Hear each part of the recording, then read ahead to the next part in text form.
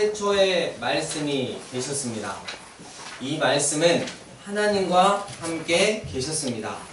이 말씀은 곧 하나님이셨습니다. 하나님은 하나님 자신이시고 하나님의 유일하시고 하나뿐인 말씀, 그 말씀인 아들 예수를 통해 온 우주를 창조하셨습니다. 만물은 예수님으로 말미암아 지은 바 되었습니다. 지은 것이 하나도 예수님 없이는 된 것이 없었습니다. 그 가운데 으뜸은 하나님 당신의 형상을 닮은 인간이었습니다. 하나님은 그들에게 특별함을 더하셨습니다. 그것은 하나님 당신을 향한 자발적이고 순종적인 사랑의 교제를 선택할 수 있는, 진실되고 아름다운 사랑의 교제를 선택할 수 있는 자율적인 선택 의지를 주신 것입니다. 그러나 이 자발적이고 진실된 사랑의 교제는 굉장히 위험한 것이고, 자칫 잘못하다가는 하나님과 당신의 형상을 닮은 인간의 관계가 걷잡을 수 없는 지경에 이를 수도 있었습니다. 이것을 미리 아셨던 하나님 아버지께서는 온 우주를 창조하시기 전에 예수님과 함께 인간들을 구원할 구원의 설계도를 만드셨습니다. 에베소서 1장 3절에서 6절 찬송하리로다 하나님 곧 우리 주 예수 그리스도의 아버지께서 그리스도 안에서 하늘에 속한 모든 신령한 복을 우리에게 주시되 곧 창세전에 그리스도 안에서 우리를 택하사 우리로 사랑 안에서 그 앞에 거룩하고 흠이 없게 하시려고 그 깊으신 뜻대로 우리를 예정하사 예수 그리스도로 말미암아 자기의 아들들이 되게 하셨으니 이는 그가 사랑하시는 자 안에서 우리에게 거저 주시는 바 그의 은혜의 영광을 찬송하게 하려는 것이라. 인간을 향한 완벽한 구원 설계도의 주인공은 바로 예수 그리스도였습니다.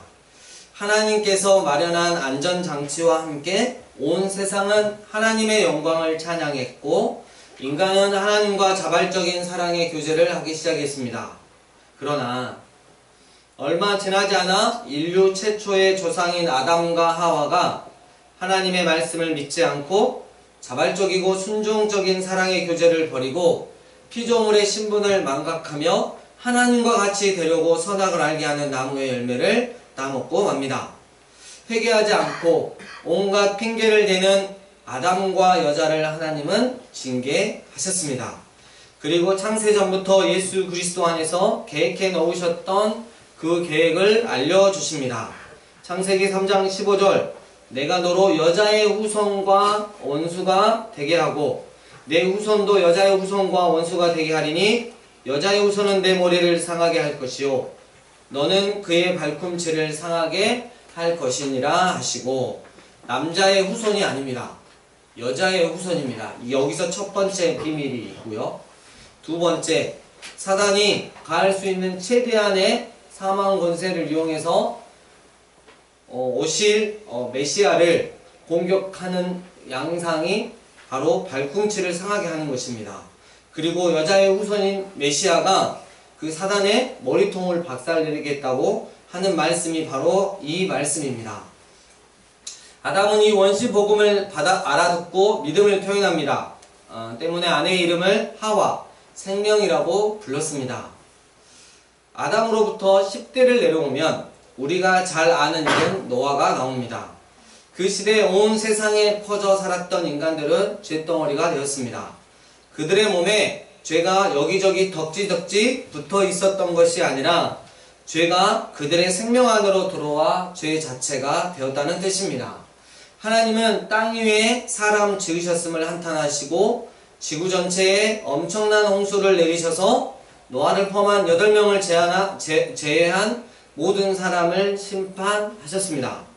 노아는 심판의 때에 오직 믿음으로만 반응하여 구원을 선물로 받습니다.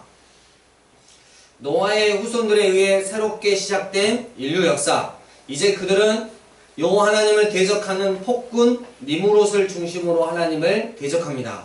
다시는 물로 온 세상을 심판하지 않겠다는 하나님의 그 말씀은 믿을 수 없다 하여 하나님께서 홍수를 다시 내리시더라도 우리 인간들은 이를 기필코 이겨내고 하나님을 대적하며 살아가자라는 목표를 가지고 바벨탑을 건설합니다. 우리 하나님 아버지의 마음, 그 마음이 얼마나 먹먹하고 아프셨을까요? 요 하나님을 못 믿겠다고 하는 그들의 음성. 그래도 하나님 온 인류를 구원하시고자 계획했던 그 설교도를 꺼내 드시고 그대로 일을 진행하십니다. 정말 하나님의 은혜가 아닐 수 없습니다. 하나님 절대 주권으로 아무것도 아닌 사람 아브라함을 선택합니다. 내가 너로 큰 민족을 이루고 내게 복을 주어 내 이름을 창대하게 하리니 너는 복이 될지라.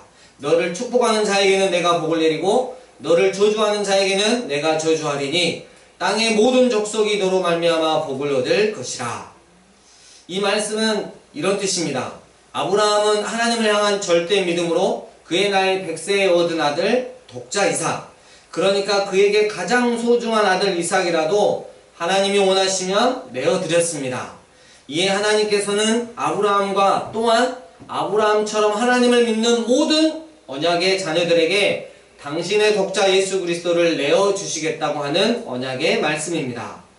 실제로 약 2000년이 지나 아브라함이 모리아산에서 독자 이삭을 하나님께 드렸던 것처럼 하나님도 모리아산에서 독자 예수를 언약의 자녀들에게 주셨던 것입니다. 할렐루야. 하나님께서는 아브라함에게 약속하셨던 대로 아브라함의 자손들 71명을 애굽으로 보내 430년이 지나는 동안 무려 200만 명이 넘는 이스라엘이라는 큰 민족을 만들어 내셨습니다. 이제 하나님은 그들을 통해 온 인류를 향한 구원 역사의 모델을 제시하십니다. 종되었던 애굽에서 이스라엘을 탈출시키십니다. 그 가운데 가장 극적인 사건은 우리가 잘 알고 있는 유월절입니다. 흠없는 어린 양을 문지방에서 잡아 그 피를 문 좌우와 위에 바르면 죽음의 사자가 넘어가는 것이었습니다. 그러니까 오직 믿음으로만 반응한다면 전능하신 하나님의 펼쳐진 날개 아래가 그들의 보호처여 피난처가 될 수 있었던 것입니다. 이는 사탄의 종 되었던 우리를 구원하기 위해 전혀 죄가 없으신 거룩하신 하나님의 아들 예수 그리스도가 우리를 위해 피 흘려 죽으실 것을, 그리고 그 피가 내 죄를 사하기 위해 흘리는 피임을 믿는 자들에게 구원을 선물로 주신다는 것을 강력하게 예표하고 있는 것입니다. 또 이스라엘을 홍해 바다 가운데로 지나가게 하셨습니다. 이는 언약의 백성으로 정체성 회복을 위한 세례를 의미합니다. 그러니까 이제 다시 하나님과 자발적인 의지를 가지고 다시금 사랑의 교제를 할 수 있게 되었다는 것입니다. 신령한 음식인 살아계신 하나님의 말씀도 먹을 수 있게 되었다는 것입니다. 반석이신 예수 그리스도로부터 나오는 신령한 음료를 영원히 마실 수 있게 되었다는 것입니다. 이는 우리도 광야와 같은 인생길에서 예수 그리스도를 머리가 아닌 마음으로 믿고 하나님 아버지와 사랑의 교제를 나눈다면, 하나님 아버지께서 기뻐하신 뜻을 조차 행한다면 이 세상 살아가는데 그 어느 것 하나라도 부족함 없이 지내게 해주신다는 하나님 수준의 복을 잊게 된다는 것을 알려주고 있습니다. 광야 생활 40년 끝자락에 하나님은 아들 예수 그리스도를 어떻게 함으로써 우리에게 구원의 길을 열어주실지 분명하게 보여주십니다. 민수기 21장을 보면 이스라엘 백성이 광야 생활 중 마지막 불평이 나옵니다. 이 일로 인해 하나님께서는 불뱀들을 이스라엘 백성 중에 보내십니다. 이에 백성들이 회개하며 하나님의 은혜를 구할 때 하나님은 모세를 통해 말씀하십니다. 불뱀을 만들어 장대 위에 매달아라. 물린 자마다 그것을 보면 살리라. 그 후 1500년이 지난 어느 날 한밤중에 찾아온 바리새인 니고데모에게 예수님은 이렇게 말씀하셨습니다. 모세가 광야에서 뱀을 든 것 같이 인자도 나도 들려야 하리니 이는 그를 믿는 자마다 영생을 얻게 하려 하심이라. 하나님이 세상을 이처럼 사랑하사 독생자를 주셨으니 이는 그를 믿는 자마다 멸망하지 않고 영생을 얻게 하려 하심이라. 십자가 위에서 죄를 전혀 알지 못하는 분이 뱀처럼 쇳덩어리가 되어서 온 인류를 향해 난 아직 너희들을 포기하지 않았다. 난 아직도 너희들을 사랑한다. 그래서 나는 너희들을 향한 하나님의 거룩한 진노의 잔을 이곳 십자가 위에서 그 어떤 고통이 따르더라도 그 어떤 대가를 치르더라도 남김없이 다 마실 것이다. 그러니 넌 이제 더 이상 죄의 종 노릇하여 심판받아 영원한 지옥에 가서 이를 갈며 고통스러워하며 후회하지 말고 회개하고 돌아와 내가 베푸는 구원을 믿고 나랑 다시 자발적인 사랑의 교제를 하자꾸나 라고 말씀하셨던 것입니다. 우리를 향한 십자가 복음, 주님을 향한 우리의 온전한 믿음.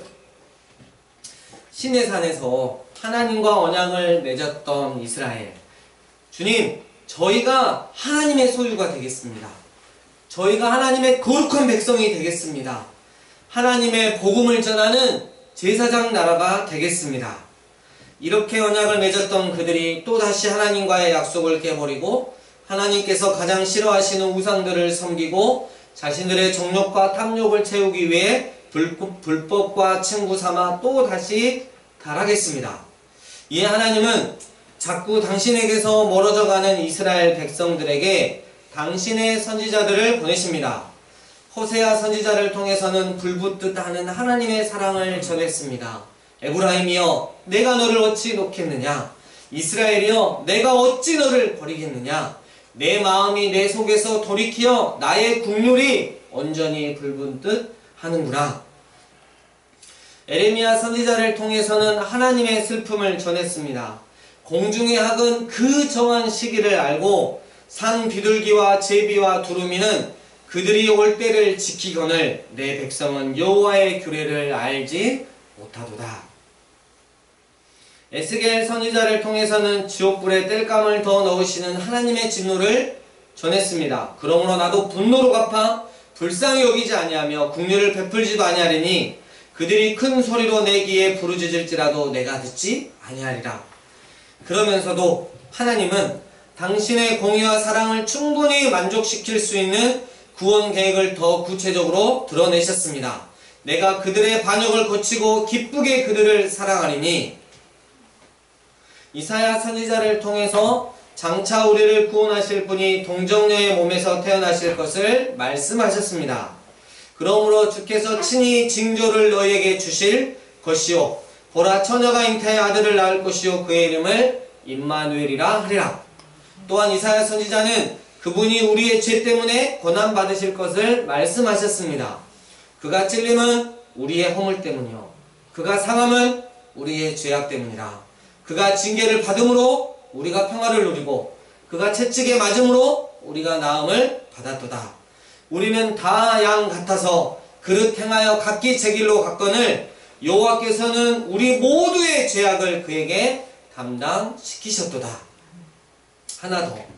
이사야 선지자는 우리를 구원하실 예수 그리스도가 하나님 나라를 상속받으시고 통치하실 것을 말씀하셨습니다. 한 아기가 우리에게 낳고 한 아들을 우리에게 주신 바 되었는데 그의 어깨에는 정사를 메었고 그의 이름은 기묘자라 모사라 전능하신 하나님이라 영존하시는 아버지라 평강의 왕이라 할 것임이라.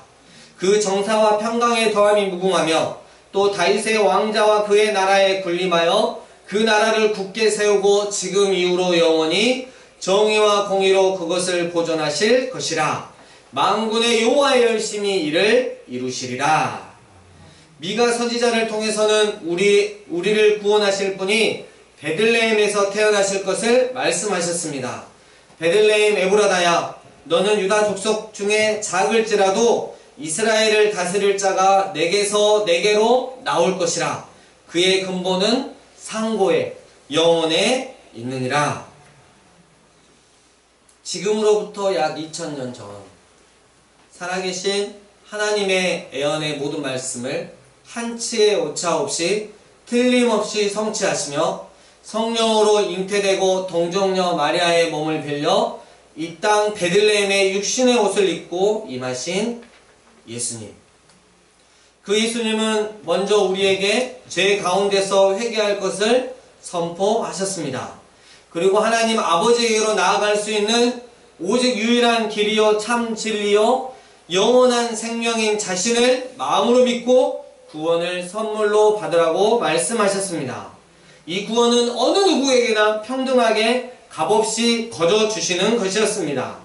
예수님은 구약 성경의 예언대로 모든 사람들의 약한 것을 고치시고 병을 고쳐 주셨습니다. 귀신도 쫓아내셨습니다. 예수님은 오직 믿음으로 천국 복음을 소유한 사람들의 특징에 대해서도 말씀하셨습니다. 하나님 외에 다른 소유가 없는 자는 복이 있나니 천국이 그들의 것이며, 하나님의 주권을 인정하고 그 하나님을 기다리는 것 때문에 몹시 슬퍼하고 가슴 아파하는 자는 복이 있나니 그는 반드시 주님의 위로를 받을 것이요, 선한 목자이신 예수님을 따라 십자가의 길을 가는 자는 복이 있나니 그는 새 하늘과 새 땅에 들어갈 것이요, 언제나 하나님께 대하여 줄이고 목마른 자는 복이 있나니 그는 영원토록 솟아나는 생명수와 살아계신 하나님의 말씀을 먹고 배부를 것이며, 자신에게 쏟아지는 하나님의 긍휼을 은혜로 받고 그 긍휼을 이웃과 세상을 향해 흘러보내는 자는 복이 있나니 마지막 때에 주님께 더 큰 긍휼을 받을 것이요, 네, 하나님이 맞고 제가 틀렸습니다 라고 인정하며 그 악한 길에서 돌이키는 자는 복이 있나니 언제나 하나님과 거리낌 없는 교제 가운데 거할 것이요, 하나님 아버지의 뜻을 그대로 드러내어 화평케 하는 삶을 사는 자는 복이 있나니 하나님의 아들이라 일컬음을 받을 것이며, 예수님의 길에 섰기 때문에 핍박당하는 자들은 복이 있나니 마지막 때 참 목자이신 예수님께서 오셔서 영원한 천국으로 인도하실 것입니다. 아멘. 예수님은 공생의 3년 동안 12제자들과 함께 오직 복음 전파에 전념하셨습니다. 예수님은 자신들이 마치 구원받았다고 확신하면서도 여전히 자기 자신만을 사랑하는 자들에게 엄중하게 경고도 하셨습니다. 나더러 주여 주여 하는 자마다 다 천국에 들어가는 것이 아니다. 다만 하늘에 계신 내 아버지의 뜻대로 행하는 자라야 들어가리라. 자기 십자가를 지고 나를 따르지 않는 자도 내게 합당하지 아니하리라. 빌립보 가이사랴 지방에서 예수님은 베드로에게 고백을 받습니다. 주는 그리스도시요 살아계신 하나님의 아들이십니다. 이때로부터 예수님은 자기가 예루살렘에 올라가 장로들과 대제사장들과 서기관들에게 많은 고난을 받고 죽임을 당하고 제3일에 살아나야 할 것을 제자들에게 나타내셨습니다. 갈릴리로 내려오실 때에도 예수님은 제자들에게 말씀하십니다. 인자가 장차 사람들의 손에 넘겨져 죽임을 당하고 제3일에 살아나리라. 마지막으로 예루살렘에 올라가시기 전에 예수님은 12제자에게 말씀하십니다. 보라, 우리가 예루살렘으로 올라가노니 인자가 대제사장들과 서기관들에게 넘겨짐에 그들이 죽이기로 결의하고 이방인들에게 넘겨주어 그를 조롱하며 채찍질하며 십자가에 못 박게 할 것이나 제3일에 살아나리라. 그리고 오늘 본문이 나옵니다. 예수님께서 예루살렘에 가까이 가서 감난산 벳박에 이르렀을 때 예수님께서 두 제자를 보내시면서 말씀하셨습니다. 너희는 맞은편 마을로 가라. 그리로 들어가면 곧 아직 아무도 타보지 않은 나귀 새끼가 매어 있는 것을 보리니 풀어 끌고 오라. 이는 살아계신 하나님의 예언의 말씀을 성취하기 위함이었습니다. 스가랴 9장 9절 시온에 따라 크게 기뻐할지어다. 예루살렘에 따라 즐거이 부를지어다. 보라, 내 왕이 내게 임하시나니 그는 공의로우시며 구원을 베푸시며 겸손하셔서 나귀를 타시나니 나귀의 작은 것 곧 나귀 새끼니라. 예수님께서는 그 나귀 새끼를 타고 하나님 아버지께서 창세전부터 작정하신 그 구원을 이루시기 위해 예루살렘으로 향하셨습니다. 수많은 무리들은 그들의 겉옷을 길에 펴고 다른 이들은 종려나무까지 즉 대추야자 나무까지를 길에 길에 펴고 소리 지릅니다. 호산나 찬송하리로다. 주의 이름으로 오시는 이여 찬송하리로다. 오는 우리 조상 다윗의 나라여 가장 높은 곳에 호산나. 호산나. 우리가 당신께 구하오니 우리를 구원하소서. 말씀을 정리합니다. 빌립보서 2장을 보면 예수님을 다음과 같이 설명하고 있습니다. 예수님은 하나님과 동등한 지위였으나 스스로를 높이지 않으셨습니다. 또한 지위의 이익을 고집하지도 않으셨습니다. 조금도 고집하지 않으셨습니다. 때가 되자 예수님은 하나님과 동등한 특권을 버리고 종의 지위를 취하셔서 사람이 되셨습니다. 예수님은 사람이 되셔서 사람으로 사셨습니다. 그것은 믿을 수 없을 만큼 자신을 낮추는 과정이었습니다. 그분은 어떠한 특권을 주장하지도 않으셨습니다. 오히려 개인적인 욕심 없이 순종하며 사셨고 개인적인 욕심 없이 순종하며 죽으셨습니다. 그것도 가장 참혹하게 십자가에 죽으셨습니다. 예수님은 이 땅에 오실 이유가 없으셨습니다. 그것도 하나님을 떠나 마치 내가 하나님인 양, 내가 내 인생의 절대 주인인 양 사랑하는 죄로 죽을 수밖에 없는 우리 때문이라면, 하지만 우리 같은 자를 구원하시고자 하는, 그래서 창조 때 그 원형을 회복시켜 애틋하고도 행복했던 사랑의 교제를 다시 시작하고자 하시는 하나님 아버지의 뜻을 이루어드리기 위해 기쁜 마음으로 이 땅에 오셨습니다. 그것도 세상 권세 있는 모습도 아닌, 가장 화려한 모습도 아닌, 수많은 선지자를 통해 예언되었던 살아계신 하나님의 말씀대로 하나님 아버지의 뜻에 순종하여 오셨던 것입니다. 사랑하는 강주 삶예배인교회 예배자 여러분, 나라와 교회가 참 어려운 상황에 있을 때 우리는 이번 고난 주간을 지나게 됩니다. 정부는 교회를 불신하고 주님의 교회는 정부의 불만을 가지고 있습니다. 신천지와 같은 사이비와 주님의 교회를 구분하지 못하는 것에 대한, 거의 대부분의 교회가 그 어떤 단체보다 더 소독과 환기, 그리고 개인 위생에 신경 쓰고 있음에도 불구하고 언론이 편향되게 보도함으로 세상 사람들에게 욕을 먹고 있는, 하지만 무엇보다도 예배 부분일 것입니다.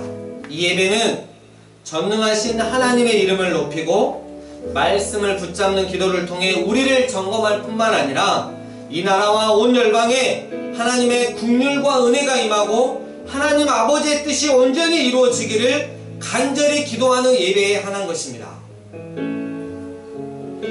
바로 이것을 정부에게 그리고 세상 사람들에게 말해주고 싶은데, 과연 그들은 이런 우리를 이해해주고 배려해 줄 수 있을까요? 우리 이 안타까운 마음을 하나님께 내어드리고 이번 고난 주간을 지나갑시다. 먼저 예수님을 깊이 묵상합시다.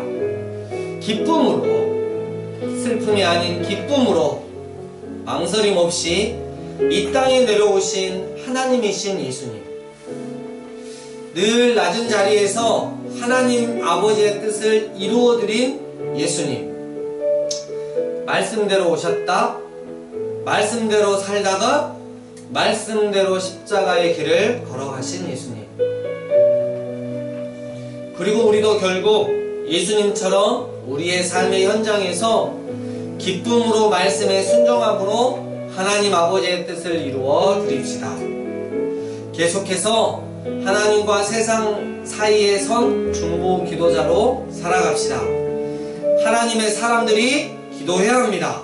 그래야 모두 살 수 있습니다. 하나님의 사람들이 하나님 마음을 품고 함께 예배해야 합니다. 하나님 앞에 아뢰야 합니다. 하나님의 은혜를 구해야 합니다. 그래야 모두가 살 수 있습니다. 예수님을 믿고 따라가는 진짜 그리스도인이 됩시다. 세상에서 칭찬받는 자들이, 그리고 주님의 교회가 되시는 여러분 되시길 주의 이름으로 축복합니다.